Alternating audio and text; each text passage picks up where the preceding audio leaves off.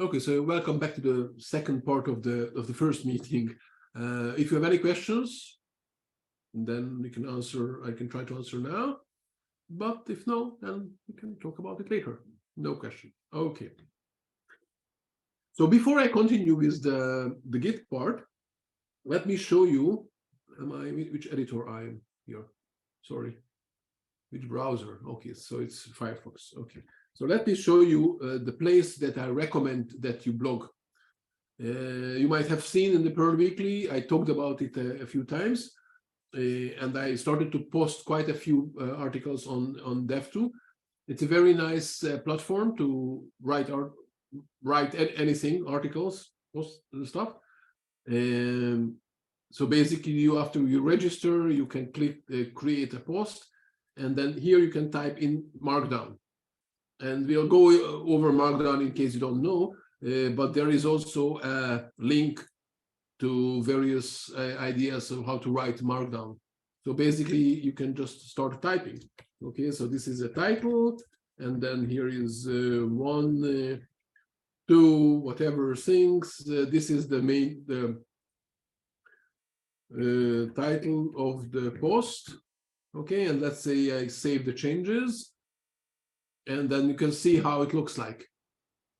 Okay, and then you can continue editing.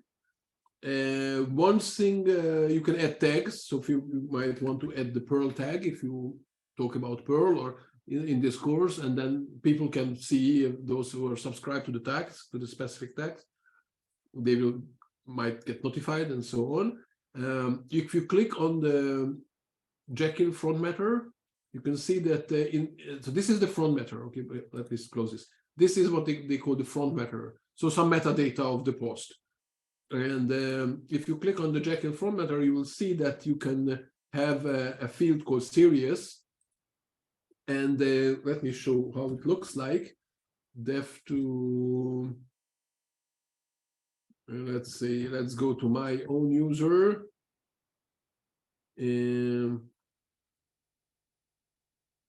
Okay, so the Perl Weekly, for example, I've started to republish the Perl Weekly as here. So you can see that the entries of the series. So because I marked them as a series, you will see all the other entries in this list.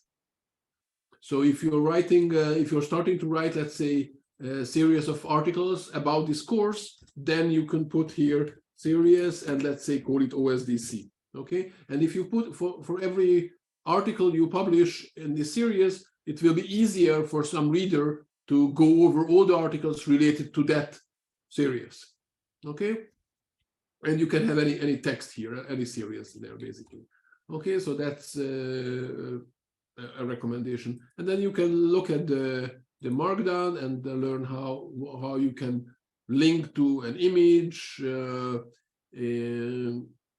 titles, and so on. You can mention people. So if you start here at, and then okay, it's someone else. I don't know who is this, another Sabo, and same, doesn't matter. So this will mention the other person, and so on. Okay, but basically this is the point is that you will figure it out. That's not a very easy platform actually to write things. You can add some description. The published at date is only interesting if you would like to schedule the publishing for a later date. If not, then it will, when you change this to true and save it, then it will be published. So as long as it's false, you can save it and it's in the draft. Okay, and you say that this is this. So people who know this URL can find it, but this is so they won't know. Okay, so you can actually show it to other people without officially publishing the article. Anyway, so this is the website that I really recommend that you post there. Partially because it's easy, partially because I have integration. We already have integration with their API, so you only need to put the URL, and the CI process actually fetches the metadata of the articles and can put the title there and the timestamp and other the tags you might use and so on. with the other blogging platforms, we don't have integration yet. Okay, so this is about blogging. What else did I want to show? Okay, let me get to my cheat sheet. Okay, so this is what I wanted to cover. So we are talking about, well, JSON. There is a link in case you don't know what JSON is, but probably it is very common data structure for programming. This is quite useless this way. It's basically this structure, which is in Perl, it would be just a hash or an array, or a hash of hashes and arrays of arrays, and then you can easily convert that into this format, which is called JSON.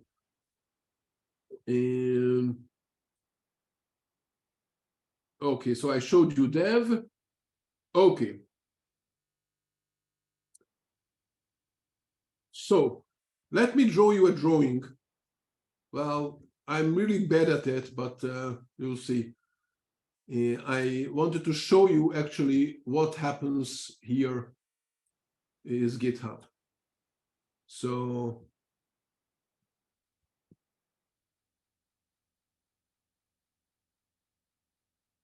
this is GitHub.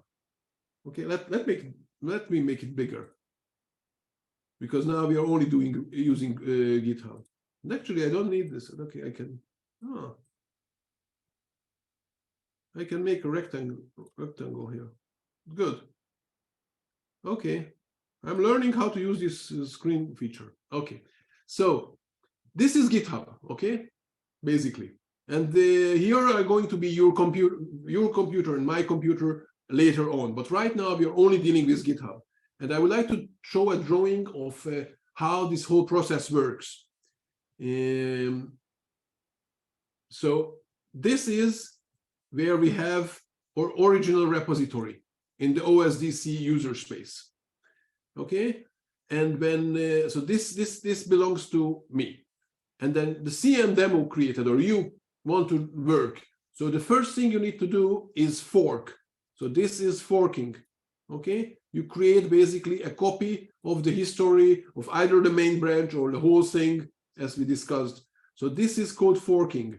Okay, I won't try to write here because that's even worse. Actually, I know. I can actually type here.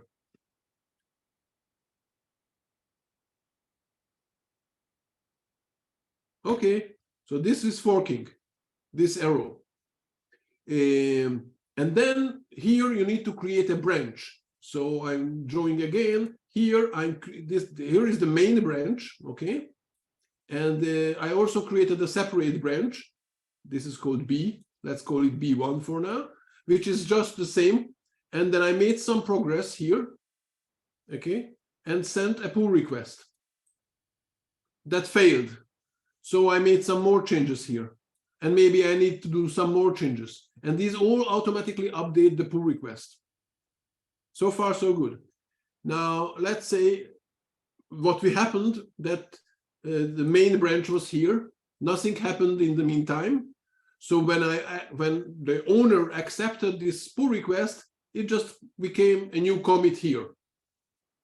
Okay, but this main branch is still containing the one that was earlier. Okay, so this main branch is the same as earlier. Now, in our case, nothing else happened, but it could be easily that other people were working on this and this made progress.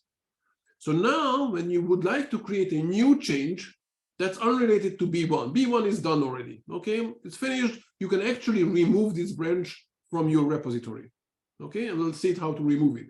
But you don't need it anymore. It's basically, it's just creating noise, okay? Because you shouldn't use it anymore. It was already merged.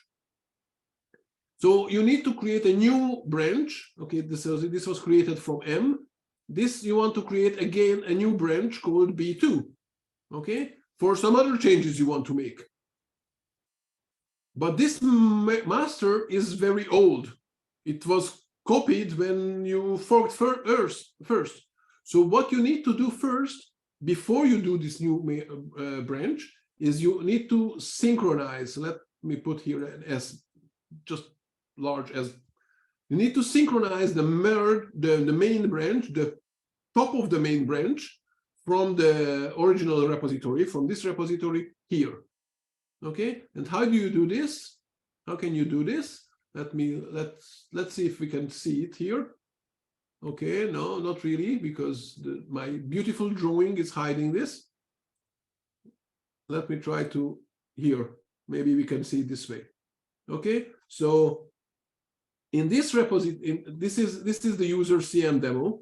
I go to the code, and here, not here, sorry. Oh, where is it?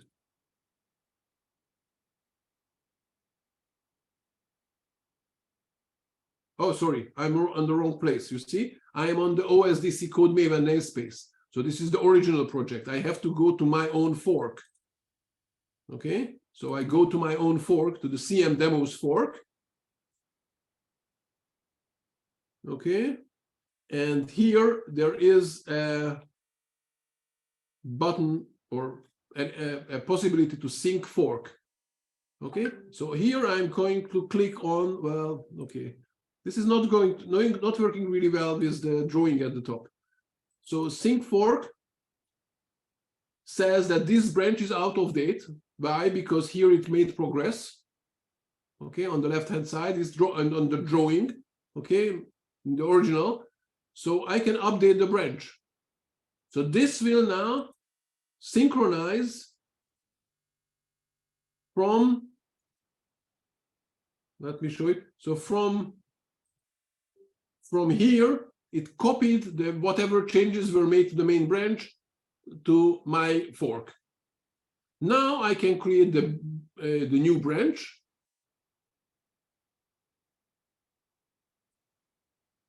Make changes here. Send a pull request. Okay. And let's say I would like to make some totally different changes. Okay, so while I am waiting, while CM demo is waiting for the changes to be integrated, this CM demo person wants to make some other changes totally unrelated to this B2. So that person might create a third branch. Okay, B3, again from the main branch. Okay, now maybe this made already progress. So then you sync and then you change, start from there. Okay. So this is basically the way we work. So working here, and again, this is as long as we are just working in the GUI, not locally on our computer. We'll talk about this about that in the second or the third meeting. Okay. Any questions about this beautiful drawing? The drawing's fine.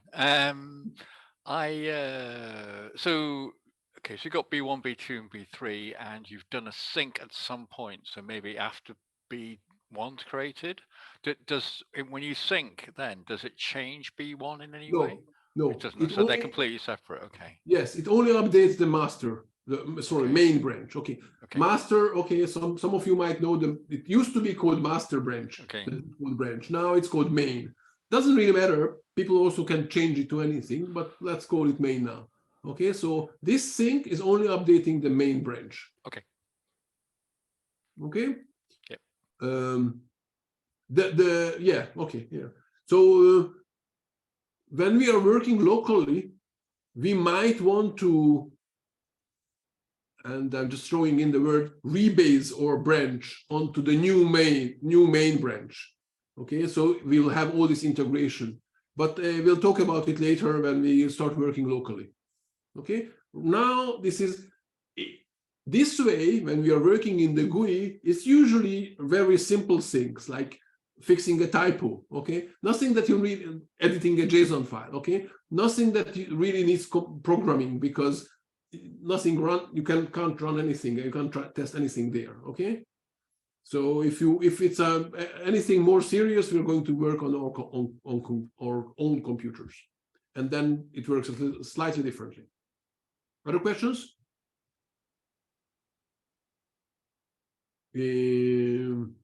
Okay, so I clear this beautiful drawing because it doesn't. I'm working on some more understandable drawings, but so far it's this is what I have. Let me close the annotations thing. So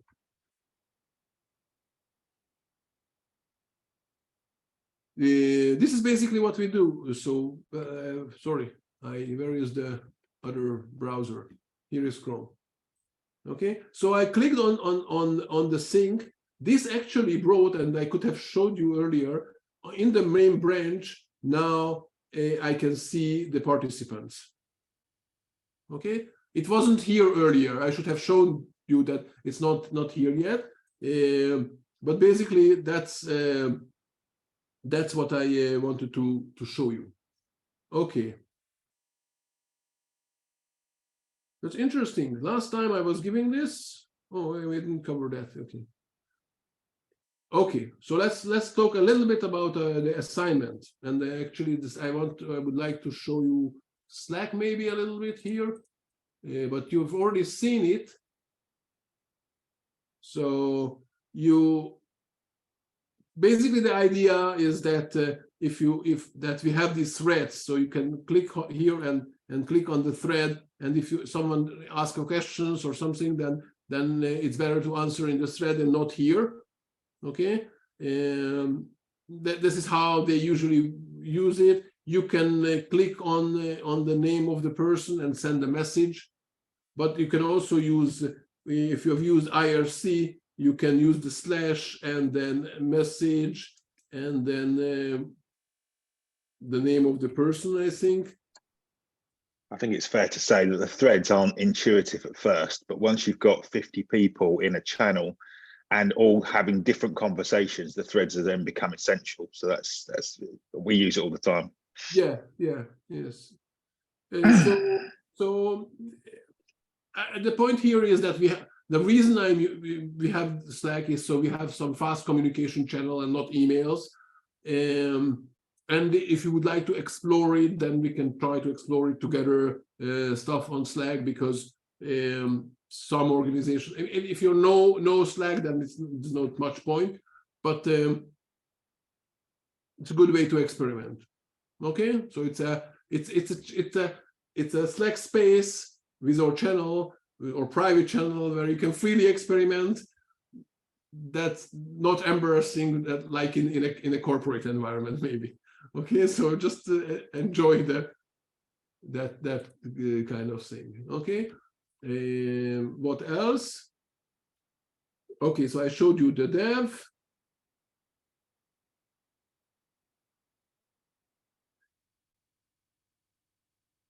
Oh, I think I covered more things than I expected this time.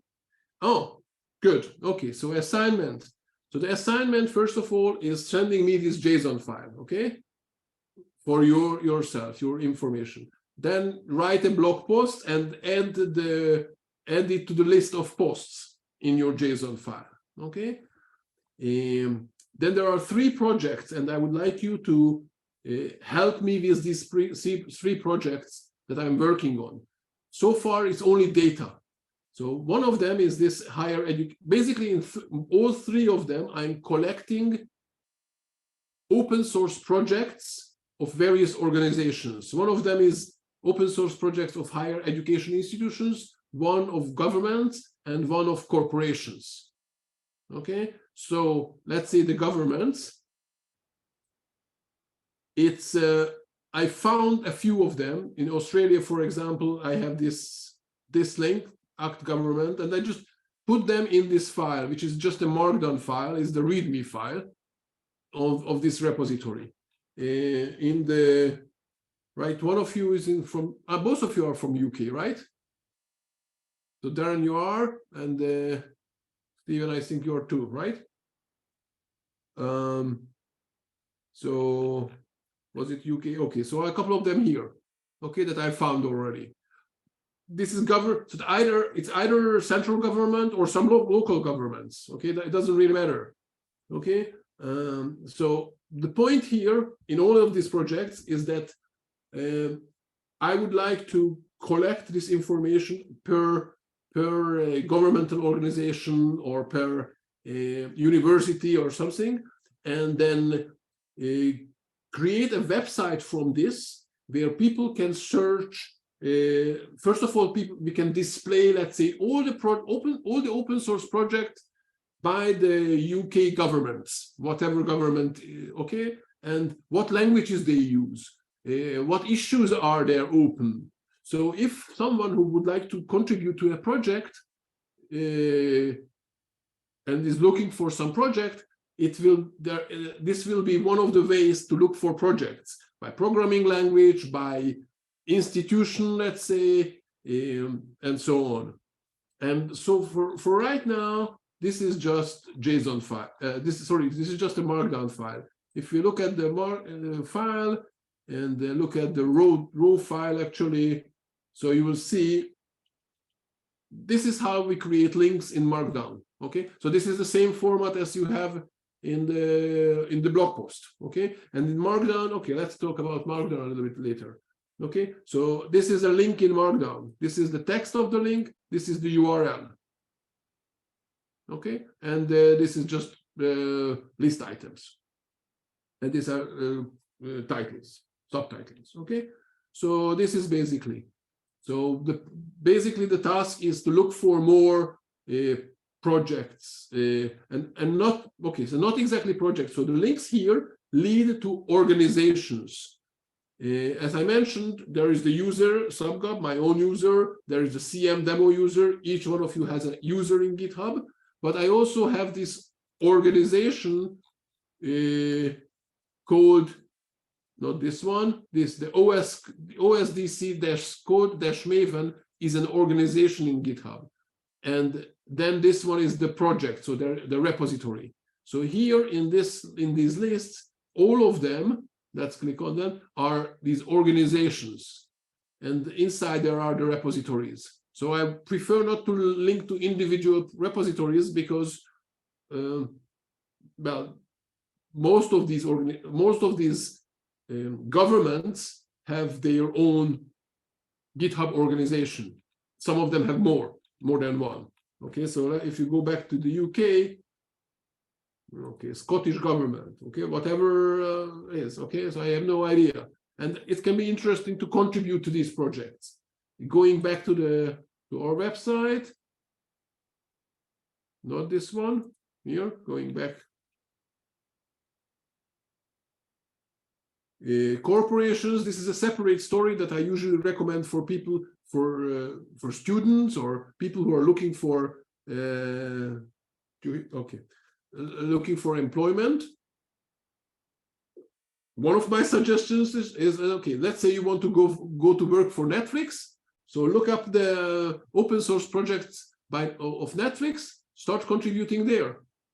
And then you might get lucky and they will notice you. And even if not, when you go to an interview, you can show, oh, I actually already wrote some code for you. Okay, so this is sort of my point here. And I started to collect these, and then later on from this, so right now this is just Markdown files. Later on, and just this list of URLs, later on, this is going to be, probably I'm going to convert them into YAML files, and then from there generate the websites. And you can see there are a number of contributors already here from the other project. Okay, so this is the open source corporations. And then there is also the higher education institutions. So you might, so basically what I do and the way I found this, I looked up universities in some country, and then I searched for, so I think, for example, Oxford, it's not listed here. So if I would like to look for any project from Oxford University, then I put here Oxford, then I search all GitHub, and I look for the users. And then it says Oxford Dynamic Robot System Group. So it looks quite obvious that it's related to the Oxford University. They also have a link here. So this could be added already, okay? And basically, this is the idea that people, that we collect all these, and probably University of Oxford has several of these repositories, because probably each laboratory has its own organization. Okay, so that's part of the assignment. Let's talk a little bit about Markdown. Actually, there are, so Markdown,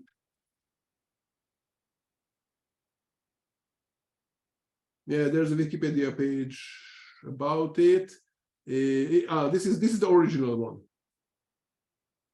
from, I don't know, 20 years ago. So basically a very plain text, people were sending plain text emails, and then if they wanted to highlight something, they put 2 stars around the word, and that's it. And then, so this person, John Gruber, decided, okay, so let's take that format and define it better, and then create a converter from there to HTML and all kind of other formats. And basically, this is Markdown. There are various flavors of Markdown. What we are going to be interested in is one, the flavor that's in Dev2 for the blog posts. And there is the GitHub flavored Markdown. Okay, so this is the special flavor, the special signs that GitHub allows, and it allows it in many different places. So it allows in the README file that we saw. You can use it when you're opening an issue, in the commitment, in a lot of places you can use this this formatting. So that's why it's useful to know it, to get used to it. Okay, so this is another thing.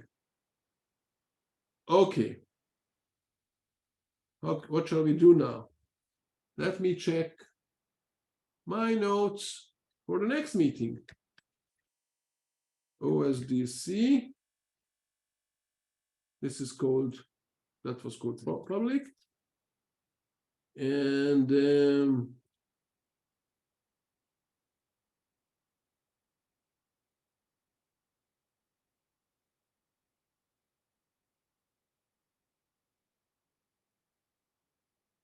oh, okay, so let's go over that one. Well, it's Python, but we're going to go over it anyway. I'll just have to find the browser again, sorry. Okay, so we don't even have to go over that one. We can go over some Perl project. Okay, so let's find some Perl project. Let me show you this one. Okay, so cpan digger, cpan digger. Okay, I don't know if you have seen this website. Okay, this is a website I created, and it's hosted on the Perl Maven website. Actually, it's all hosted on GitHub pages. Here we are collecting projects.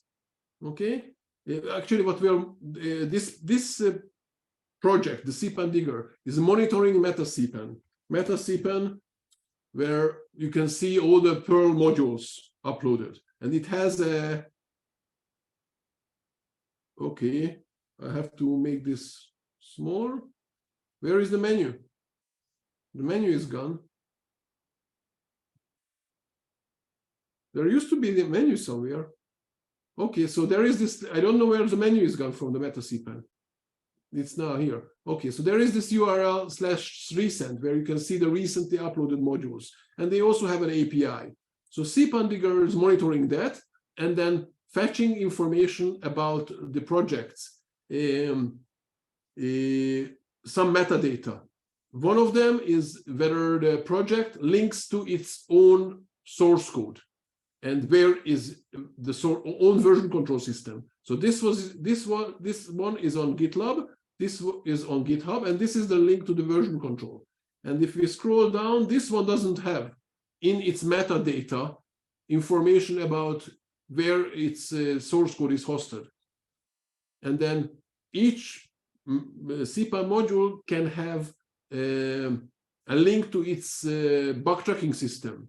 The default is RT, but you can explicitly say where is your request tracker, but you can add explicitly. So the ones that have the link, I think that's explicit, and the one that doesn't have, that says add bug tracker, it doesn't say anything. So I mean, regular people would probably go to RT, but that's usually not what people want these days. It would probably better to explicitly say. So these are going to be some of the pull requests you're going to be making later, fixing these issues, because it's very low-hanging fruit and you can have this. Add CI. So, okay, so this column shows, so for each project, the cpan digger checks if the version control system have CI configured, continuous integration configured.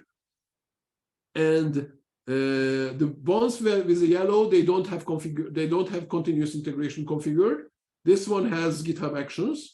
This one has Travis, which is actually should be marked very negatively because Travis has shut down. So they have configured it, but it's not working anymore. It's shut down for open source projects. Okay, so and probably they would use the open source version, so it's not working anymore. So this should be fixed. The ones that in red, these are repositories where the author either said that they don't want to use CI, or they don't want to invest their energy even to accept a pull request to set up the CI. So I mark them as with this red mark, no, so we won't bother that person anymore. Okay, that with a pull request or anything. So here there's another one. Okay, so this is it, and there are a couple of other ones that are not on GitHub. This is some other repository, so I don't know what can you do there. With GitHub and GitLab, we can actually contribute setting up a continuous integration system. But that's not what I wanted to really show. What I wanted to really show is a little bit about GitHub. So let's go. I don't know which project to look at. So I will get back actually to the one I wanted to show, because okay, because I know that has enough interesting things. So you know what? Then, sir, we go to the answer to. Okay, Flask. What I wanted to show you is basically the same, just for Python, and I show it often, but we can look at the answer as well. I wanted to go over a little bit of what GitHub provides and what you can see in GitHub. So this is the answer is a framework to create web applications in Perl, and this is the source code of the project. So first thing you can see is you can click here and you can see that there are 4,500 something commits in the history, and you can look at the history of this project, and you know that for every commit in Git there is a SHA, an SHA1 identifier basically of each commit, which is I think 20 characters long string. A shortened version you can see here. So each one of these is a commit, and then you can click on, let's say, this one to see the actual change. And here you can see that these lines were added to this in this commit. I go back because that's not that interesting. Here, okay, this might be more interesting. Okay, so a couple of files changed. Okay, these lines were added. This is one change. So this way I can see who is the author of the change and what was the change when it happened and so on. So this is one thing that you can look at. You can also look at the whole repository at that point in the time when that commit was made. So nothing else updated. So this is one thing. Another thing that we can see here is the insights. So unfortunately, this is not a very active project. Let's see if we have, okay. So if we set the period here to 1 month, then you can see what events happened in this repository, okay? Unfortunately, this is not very active project, so you won't see a lot, but you can see who made commits in this time, okay? This is the pulse that in the insight. When you can also go to all the list of all the contributors by clicking here. Oh, there's another project that I could have shown. I could have shown you the source code of MetaCPAN itself. That's also interesting. Here you can see that historically there was a lot of activity. In the last couple of years, a lot less activity. So this is the height of the number of commits. You can see who made the commits. So you can see that Sawyer made the most commits, to 900. And then I don't know who is this, Russell Jenkins, okay, and Jason Chrome. So you can see how often they committed and how active they were and when they work. So you can see that Sawyer was active early and nowadays not too much. And Jason Chrome is more active lately, and so on.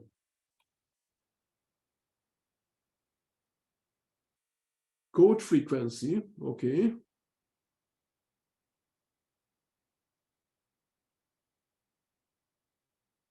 Any questions, by the way, in the meantime, while it's working?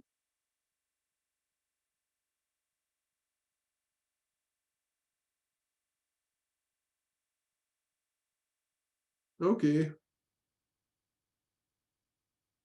I don't know what's working on, so let's see. Dependency graph, let's see if that works.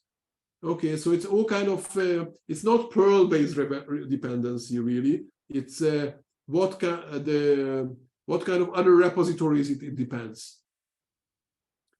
The network can be interesting of this, who is working on this project, who has forks, okay, and what is the relation between them. It also takes quite a lot of time. Maybe we need to check it at another time when GitHub is less busy. Okay, now it's here. So you can see, you can get some understanding of what's going on. There are not many people active these days, so you won't see a lot of things here.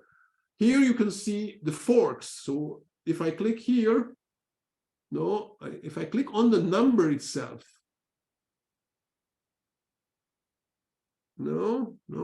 wow.